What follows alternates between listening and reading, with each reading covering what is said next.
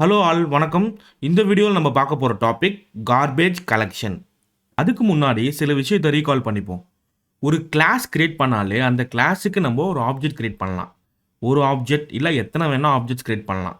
So அதுக்கான அர்த்தம் என்னென்னா, நம்ம எப்போ ஆப்ஜெக்ட் கிரியேட் பண்ணுறோமோ அப்போது ஹீப் மெமரியில் நம்ம கிளாஸுக்குன்னு ஒரு இடத்த பிடிச்சி வைக்கிறோங்க. ஓகே, இந்த ஆப்ஜெக்ட் மூலமாக தான் அந்த ஹீப் மெமரி நம்ம ரெஃபர் பண்ணுறோம். Fine, but there are many chances அந்த ஆப்ஜெக்ட் அந்த ஹீப் மெமரியை ரெஃபர் பண்ணுறத நிறுத்திடும். அப்படி அந்த ஆப்ஜெக்ட் எப்பப்பெல்லாம் ரெஃபர் பண்ணுறத நிப்பாட்டுது அப்படின்றத ஒரு 3 பாயிண்ட்ல சொல்லியிருக்காங்க. So 3 ways of unreferenced object: by nulling the reference, by assigning a reference to another object, by anonymous object. First by nulling the reference தான் என்னென்னு பார்ப்போம். பை நல்லிங் த ரெஃபரன்ஸ் வந்து ரொம்ப ஸ்ட்ரெயிட் ஃபார்வர்டான கான்செப்ட். ஒரு ஆப்ஜெக்ட் கிரியேட் பண்ணி work பண்ணுறோம், ஓகேவா? அதுக்கப்புறமா அந்த ஆப்ஜெக்ட்டுக்கு நல் அப்படின்ற ஒரு கீவேர்டை பயன்படுத்தலாம். ஓகே, T1க்கு ஆப்ஜெக்ட் கிரியேட் பண்ணால் அது ஹீப் மெமரியை ரெஃபர் பண்ணும். ஆனால் எப்போ அதே T1க்கு நல் அப்படின்ற கீவேர்டை பயன்படுத்துகிறோமோ அதோட அந்த மெமரியை ரெஃபர் பண்ணுறத விட்டுடும். இதுதான் அன்ரெஃபரன்ஸ்டு ஆப்ஜெக்ட் அப்படின்னு சொல்லுவோம். இங்கே பார்த்தீங்களா, அது டிஸ்கனெக்ட் ஆயிடுச்சுன்றதுக்காக இந்த சிம்பிளை போட்டிருக்கான். ஸோ இனிமேல் T1க்கும் இந்த ஹீப் மெமரிக்கும் எந்த சம்மந்தமும் இல்லை. அடுத்த பாயிண்ட் வந்து by assigning a reference to another object. So இங்கே பார்த்தீங்கன்னா 2 ஆப்ஜெக்ட் கிரியேட் பண்ணுறோம். Technical T1 equal to new technical, technical T2 equal to new technical. So ஒரு ஆப்ஜெக்ட் கிரியேட் பண்ணால் ஹீப் மெமரியில் ஒரு இடத்த அலாட் பண்ணுது. அகெயின் இன்னொரு ஆப்ஜெக்ட் கிரியேட் பண்ணுறோம், அதுவும் ஹீப் மெமரியில் ஒரு செக்ஷனை பிடிச்சி வச்சுக்குது. இதை மேப் பண்ணுறது எது? இந்த ஆப்ஜெக்ட் நேம். T1 தான் அந்த ஹீப் மெமரியை ரெஃபர் பண்ணுது, T2 அகெயின் ஹீப் மெமரியை ரெஃபர் பண்ணுது. பட் அதுவே இங்கே பார்த்தீங்கன்னா அகெயின் 2 ஆப்ஜெக்ட் தான் கிரியேட் பண்ணியிருக்காங்க. T1 ஒரு ஆப்ஜெக்ட், T2 ஒரு ஆப்ஜெக்ட். பட் இங்கே அடிஷ்னலாக என்ன பண்ணியிருக்காங்கன்னா T1 ஈக்குவல் டு T2ன்னு போட்டாங்க. ஓகே, ஸோ T1 இனிமே தனியாக ஒரு மெமரியை ரெஃபர் பண்ண வேண்டியதில்லை, T2வோட மெமரியை ரெஃபர் பண்ணிக்கலாம் அப்படின்றதுக்காக தான் இந்த ஸ்டேட்மெண்ட்டை போட்டிருக்காங்க. ஸோ T2 அப்படின்னு சொல்லி ஆப்ஜெக்டை கிரியேட் பண்ணால் அது இந்த மெமரியை தான் கால் பண்ணும். அண்ட் T1 அப்படின்னாலும் இனிமேல் அது T2 தாங்க கால் பண்ணும், ஐ மீன் ரெஃபர் பண்ணும். ஸோ T1க்கு ஒரு மெமரி அலர்ட் ஆச்சு இல்லை, அது அன்ரெஃபர் ஆயிடுச்சு. தேர்ட் டைப் தான் பை அனானிமஸ் ஆப்ஜெக்ட். அனானிமஸ் ஆப்ஜெக்ட்ன்றது நம்ம எந்த ஒரு ரெஃபரன்ஸ்லையுமே அந்த ஆப்ஜெக்டை ஸ்டோர் பண்ணாமல் டைரெக்டாக ஆப்ஜெக்டை க்ரியேட் பண்ணும்போதே அந்த மெத்தடை கால் பண்ணுறது. ஓகேவா? யூஸ்வலாக இதுக்கு முன்னாடி ஸ்டெப்பில் நம்ம என்ன பண்ணோம், ஆப்ஜெக்டை க்ரியேட் பண்ணிவிடுவோம். கரெக்டாக? க்ரியேட் பண்ணதுக்கப்புறம் தான் T1 டாட் அப்படின்னு சொல்லி மெத்தட்ஸை கால் பண்ணுவோம். பட் இந்த கான்செப்டில் ஆப்ஜெக்டை க்ரியேட் பண்ணும்போது டைரெக்டாக மெத்தடை கால் பண்ணுறோம், அந்த ஆப்ஜெக்டை T1 அப்படின்னு எதுலேயுமே ஸ்டோர் பண்ணல. இதுதான் அனானிமஸ் ஆப்ஜெக்ட்னு சொல்லுவாங்க. ஸோ இதனாலே உங்களுக்கு என்ன புரிஞ்சுக்கலான்னா, ரெஃபரன்ஸே அந்த மெமரிக்கு கிடையாது.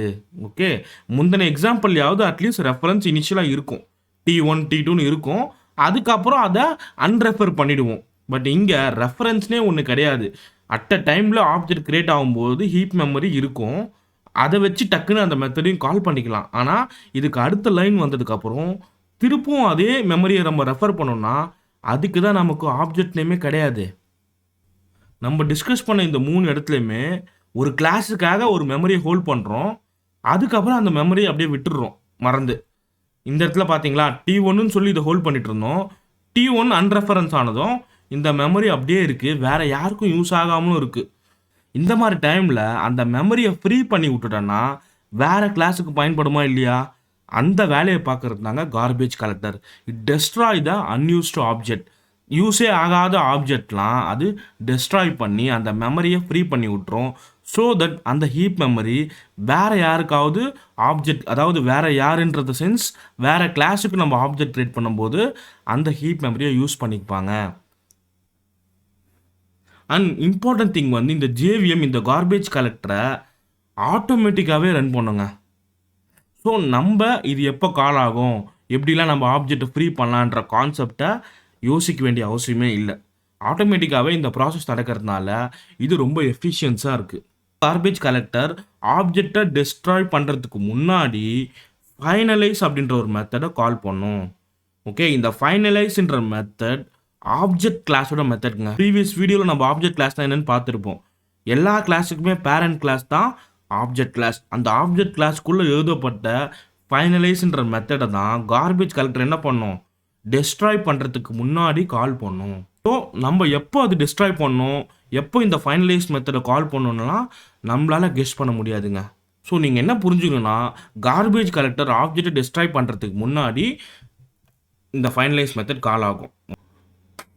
அவ்வளோதான், கான்செப்ட் முடிஞ்சிருச்சு. நம்ம தனியாக கோடு எதுவும் அவசியம் இல்லை, ஏன்னா இது ஆட்டோமேட்டிக் ப்ராசஸ் தான். பட் ஸ்டில் கார்பேஜ் கலெக்டரை நம்மளாலையும் கால் பண்ண முடியுங்க. நம்ம என்ன பண்ணலான்னா, ஒரு ஆப்ஜெக்டை கிரியேட் பண்ணி அதை வாண்டடாக அன்ரெஃபரன்ஸ் பண்ணி விட்டுருவோம். அண்ட் கார்பேஜ் கலெக்டரை நம்மளே கால் பண்ணி பார்ப்போம். அப்படி கால் பண்ணும்போது அது ஆப்ஜெக்டை டிஸ்ட்ராய் பண்ணுறதுக்கு முன்னாடி ஃபைனலைஸ்ன்ற மெத்தடை ஆட்டோமேட்டிக்காக கால் பண்ணுதா அப்படின்றத பார்ப்போம். ஸோ இங்கே அட்வான்ஸுன்ற பேக்கேஜ் கோடில் மெமரி மேனேஜர் அப்படின்னு ஒரு கிளாஸ் கிரியேட் பண்ணியிருக்கேன். இந்த கிளாஸுக்குள்ளே தான் ஃபைனலைஸ்ன்ற மெத்தடை ஓவர் ரைட் பண்ணுறேன். ஏன் இதை ஓவர் ரைட் பண்ணுன்னு சொல்கிறேன்னா, ஃபைனலைஸ்ன்ற மெத்தட் ஆல்ரெடி ஆப்ஜெக்ட் கிளாஸ்க்குள்ளே எழுதியிருக்காங்க. ஸோ எந்த ஒரு கிளாஸ் கிரியேட் பண்ணாலும் பேரண்ட் கிளாஸ் ஆப்ஜெக்ட்ன்றதுனால அதை நம்ம என்ன பண்ணுறோம், ஓவர் ரைட் பண்ணி மாடிஃபை பண்ணுறோம். இந்த மெத்தடுக்குள்ளே நம்ம ஜஸ்ட் ஒரு பிரிண்ட் ஸ்டேட்மெண்ட் யூஸ் பண்ணுறோம், cleaned அப்படின்னு சொல்லிட்டு. அண்ட் இதே கிளாஸுக்குள்ளே ஒரு மெயின் மெத்தட் இருக்குது. இந்த மெயின் மெத்தடில் இருக்க லைன் தான் ரன் ஆகும். நான் மெமரி மேனேஜர்ன்ற கிளாஸுக்கு ஆப்ஜெக்டை கிரியேட் பண்ணிட்டேன். Memory manager M1 equal to new memory manager. And object create ஆனதுனால ஒரு பிரிண்ட் ஸ்டேட்மெண்ட்டில் இனிஷியலைஸ்ன்னு கொடுக்குறேன். இதுக்கப்புறமா நான் ஏற்கனவே சொன்னேன் இல்லையா, இந்த ஆப்ஜெக்டை நம்ம அன்ரெஃபரன்ஸ்டு ஆப்ஜெக்டாக மாற்றிடுவோம். அதாவது அந்த மெமரிக்கும் அந்த ஆப்ஜெக்ட்டுக்கும் சம்மந்தம் இல்லாமல் டீலிங்க் பண்ணிவிடுவோம். அதுக்கு ஒன் ஆஃப் த கான்செப்ட் தான் நம்ம படித்தது, M1 equal to null. Okay, நல்லுன்ற கீவேர்டை அசைன் பண்ணியாச்சு. ஸோ இந்த ஆப்ஜெக்ட் அன்யூஸ்டு ஆப்ஜெக்டாக இருக்க போகுது. இது ஆக்சுவலாக ஆட்டோமேட்டிக்காகவே அடுத்த லைன் ப்ரோக்ராம் ரன் ஆகும்போது என்ன பண்ணோம், கார்பேஜ் கலெக்டர் டிஸ்ட்ராய் பண்ணும். நம்ம என்ன பண்ண போகிறோம்னா, அது வரைக்கும் வெயிட் பண்ணாமல் நம்மளே கார்பேஜ் கலெக்டரை கால் பண்ணலாம். அதுக்கான கோடு தான் இங்கே இருக்குது. சிஸ்டம் அப்படின்ற இந்த கிளாஸ் நேம் மூலமாக நம்மளால் கால் பண்ண முடியும். சிஸ்டம் டாட் ஜிசி அப்படின்னு சொல்லி கால் பண்ணலாம். ஜிசின்றது தான் ஆக்சுவலாக கார்பேஜ் கலெக்டர். ஸோ இப்போ கார்பேஜ் கலெக்டர் கால் ஆனதுக்கப்புறம் எந்த ஆப்ஜெக்ட் வந்து அன்ரெஃபரன்ஸ்டு ஆப்ஜெக்ட்னு பார்க்கும். ஸோ M1ன்றது தான் இங்கே அன்ரெஃபரன்ஸ்டு ஆப்ஜெக்ட், பயன்படாத ஆப்ஜெக்ட். M1 ஹோல்ட் பண்ண மெமரியை ஃப்ரீ பண்ணி விட்டுரும். அதுதான் கார்பேஜ் கலெக்டரோட வேலை. பட் கார்பேஜ் கலெக்டர் மெமரியை டிஸ்ட்ராய் பண்ணி ஃப்ரீ பண்ணுறதுக்கு முன்னாடி ஃபைனலைஸ் அப்படின்ற மெத்தடை ஆட்டோமேட்டிக்காக கால் பண்ணுன்னு சொன்னோம். ஸோ இந்த ப்ரோக்ராமில் ஜிசி ரன் ஆகும்போது மெமரியை டெலீட் பண்ணுறதுக்கு முன்னாடி இந்த மெத்தட் ஆட்டோமேட்டிக்காக கால் ஆகணும், இந்த லைன் பிரிண்ட் ஆகணும். இது நடக்குதா அப்படின்றத பார்க்க போகிறோம். இந்த ப்ரோக்ராமை நான் ரன் பண்ணுறேன்.